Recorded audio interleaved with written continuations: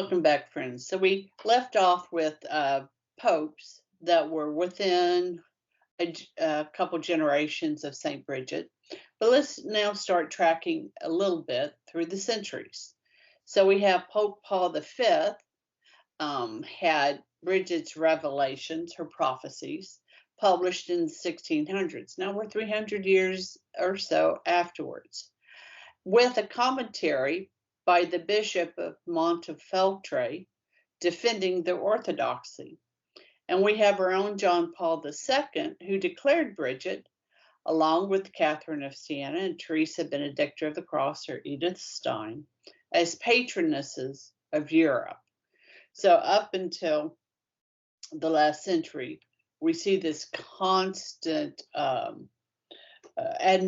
admiration of St. Bridget. St. Alfonso de Liguori, he has meditations on the seven sorrows of the Blessed Virgin Mary, and he was one of the main proponents of this devotion. And this is what he will write in part. Devout souls, what say you? Is not this event and is not this unhappy mother worthy of compassion?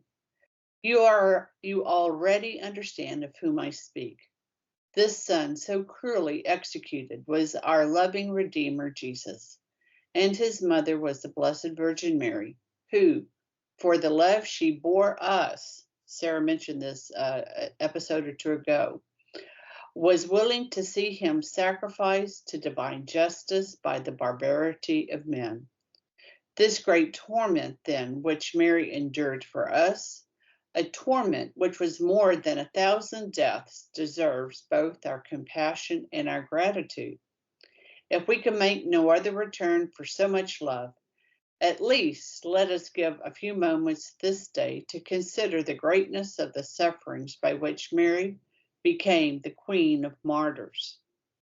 For the sufferings of her great martyrdom exceeded those of all the martyrs, being in the first place the longest in point of duration, and in the second place the greatest in point of intensity.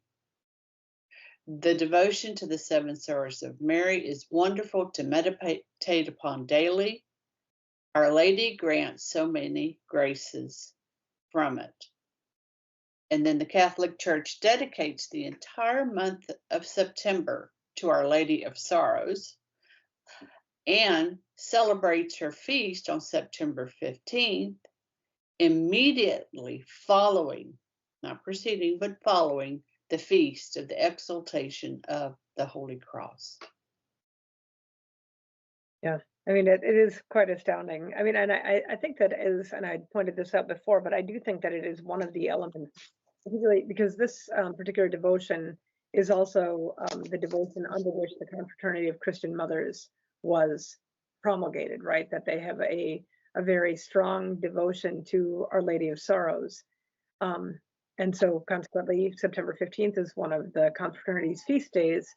But I do think that specifically because this particular meditation is almost entirely from the perspective of Our Lady, it really is a devotion into which women and mothers in particular can enter into so profoundly.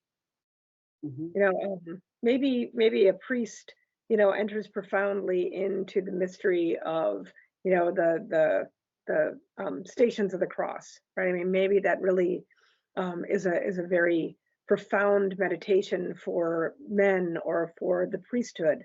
But this particular meditation is, I do believe, an essential meditation for motherhood. It helps us to love Mary better, and in loving our Blessed Mother better, we can only thereby love our children better, right? I mean, because she's going to open up. I love that line. I mean, and really it's in that meditation on Saint Simeon, right? Where it says, so that the thoughts, your heart is going to be pierced, so that the thoughts of many can be laid bare. And that would be obviously one point of meditation, right? When you're doing on this meditation on these mysteries, what does that mean? that the thoughts of many can be laid bare.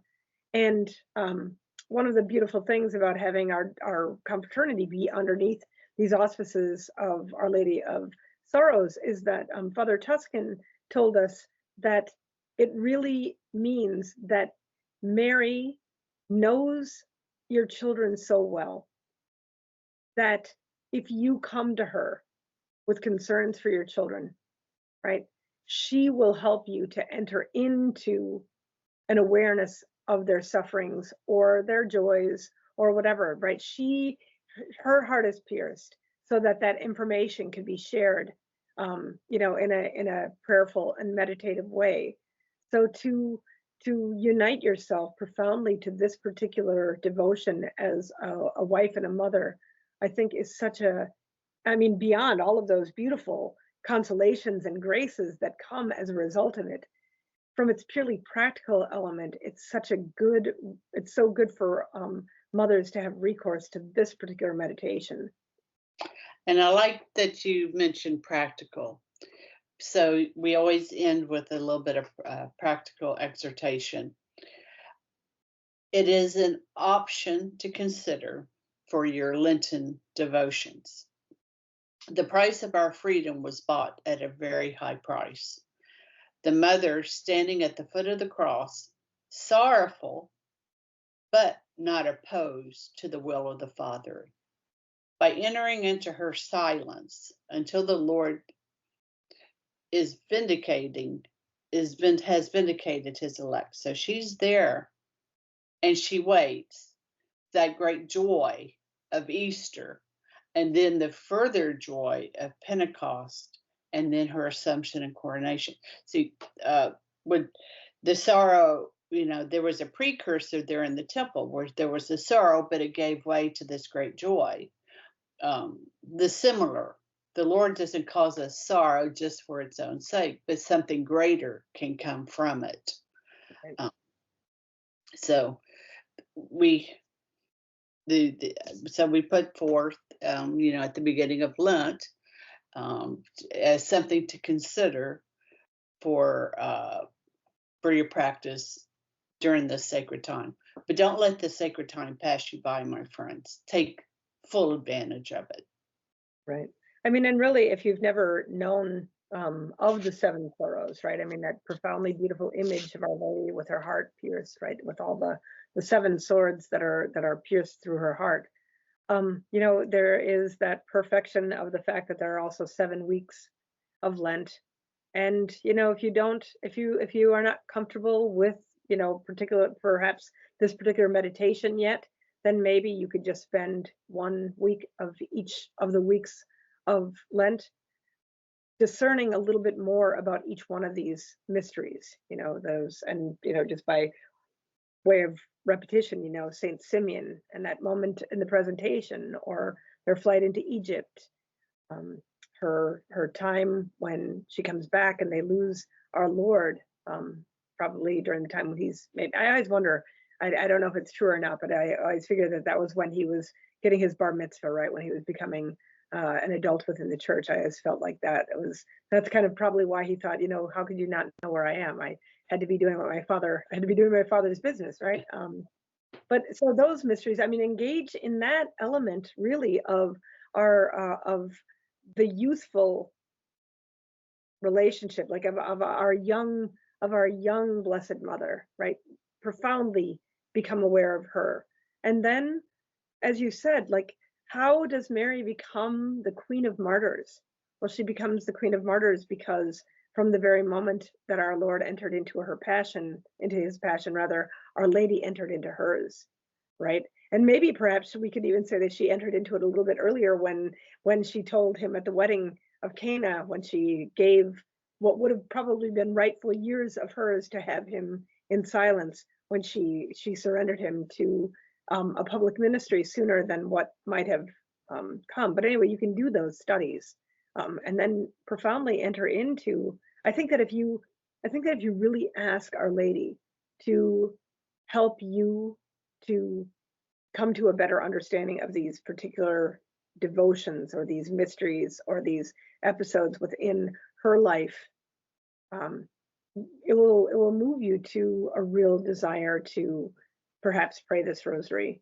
And then there won't be any sense in your brain of a competition, right? Because that you will understand that there is a reason why one is prayed or why the other is prayed.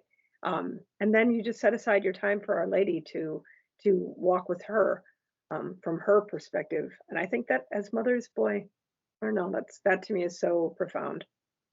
I I totally agree. All right, my friends.